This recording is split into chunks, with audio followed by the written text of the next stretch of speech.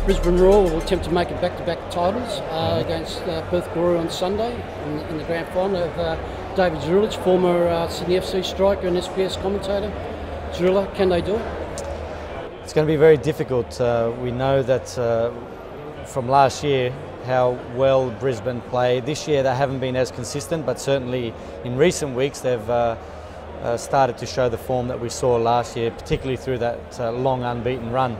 For Perth, what an amazing story. Especially with a team that has to travel so much, and it's quite often it's very hard to get results on the road. So for them to go to Central Coast in the semi-final, a little bit fortunate at times, but I think you need that in final series. But they still had to go on the road, first win at Central Coast, albeit by penalties.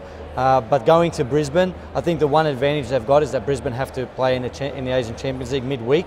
But still, we've seen also that the Roar are able to do both and play on both fronts. I can't tip anything but the Roar. I just think that they're too strong, and if they come out early and get a goal or two, it's going to be very difficult for Perth. How can Perth beat the Roar tactically? What does Zoom Ferguson have to do to put them off their game? One thing they did very well against Central Coast early on was they pressured them high up, made it very difficult for Central Coast to play out. Now we know Central Coast aren't as good at doing that as Brisbane Roar, but a lot of teams that have had success against the Roar have pressured early.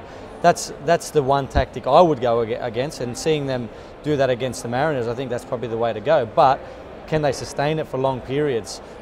Pretty often against Brisbane, when you do that, you need to get the early goal. A lot of teams then sit back and try and defend it, and it's worked this year a few times. I think that's the way they should go.